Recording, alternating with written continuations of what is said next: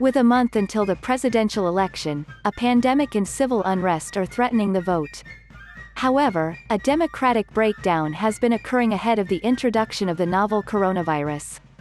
January 22, first confirmed case of COVID-19 in the United States. February 3, final results for the Iowa caucuses are delayed due to an issue with a new app-based reporting system. March 3, on Election Day in Travis County, Austin, poll workers do not show up to polling centers citing fears of COVID-19. Late March, a Pew Research poll finds that 66% of Americans are uncomfortable going to a polling place. April 7, voters at the Wisconsin primaries experience long lines. Only 5 out of 180 polling places open due to understaffing. June 15, the Trump administration appoints Louis DeJoy as the new Postmaster General. Immediately after being sworn into office, Louis DeJoy begins cutting costs at the USPS, such as banning overtime. August 5, the Trump campaign sues Nevada to stop its plan from using only mail-in voting during the election. They had things, levels of voting that if you ever agreed to it, you'd never have a Republican elected in this country again. August 18, the Trump campaign sues New Jersey to stop its plan from using only mail-in voting during the election. 200,000 deaths are projected from COVID-19 in the United States by Election Day. A bold reconsideration of the form, function, and role of the democratic process is needed. I wanted to always play it down. I still like playing it down. Yes, sir. Because I don't want to create a panic.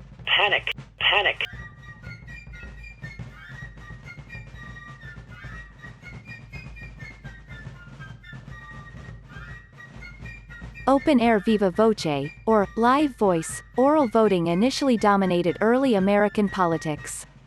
Viva Voce, an election procession, predicts that the health fears of COVID-19, the Black Lives Matter movement that emphasizes public good through collective action, and public paranoia around traditional voting methods will lead to the resurgence of live voice voting traditions of early American politics.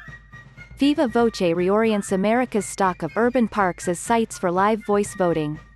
Allowing socially distanced voting lines and ventilation, the CDC recommends for lower virus transmission. Large urban parks like Central Park can meet the demand for in-person urban voting, while the lower population and density of rural areas are suited for expansion of the drive-through voting methods seen during the spring's primaries. October 12, following a Take Back America Trump rally in Philadelphia, a second wave of COVID-19 hits Pennsylvania and fuels concern in New York City. To quell fears, Cuomo reinstates New York City's draconian quarantine policies. October 18, to counter early reinfections, the city deploys a 300-bed field hospital in Central Park. Their goal, 3 weeks to get caseloads to a level that can be managed by existing healthcare infrastructure.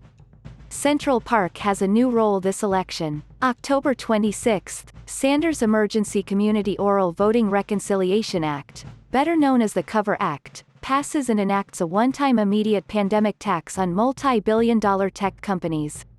The Cover Act funds the transformation of parks across the country into open-air polling sites. Election volunteers deemed low risk to COVID complications begin the transformation of Central Park.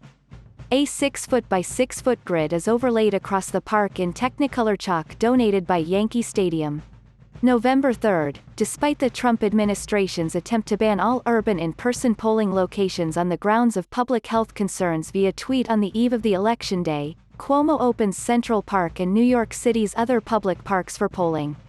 By 6 a.m. masked voters begin to line up 6 feet apart in accordance with the grid. Congress's takeover of the Defense Production Act allows them to force Amazon to repurpose their Kiva warehouse robots for mobile voice voting machines. Operated by minimal poll workers, the machines rove through voting lines and simultaneously record citizens' votes and test them for the virus. To increase voter confidence, live stream counting will accompany the vote collection by the voting machines. Live election data will be broadcasted onto 432 Park Avenue, chosen for its visibility from Central Park. As voters wait in line, a festive atmosphere develops around the park. Regalia, entertainers, and organizers use the public nature of the event to swing undecided voters and express themselves.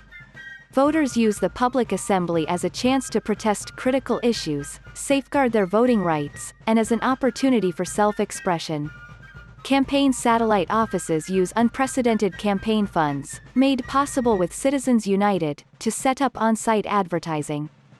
In the days and weeks following November 4th, the event fully transforms into a watch party on the urban scale.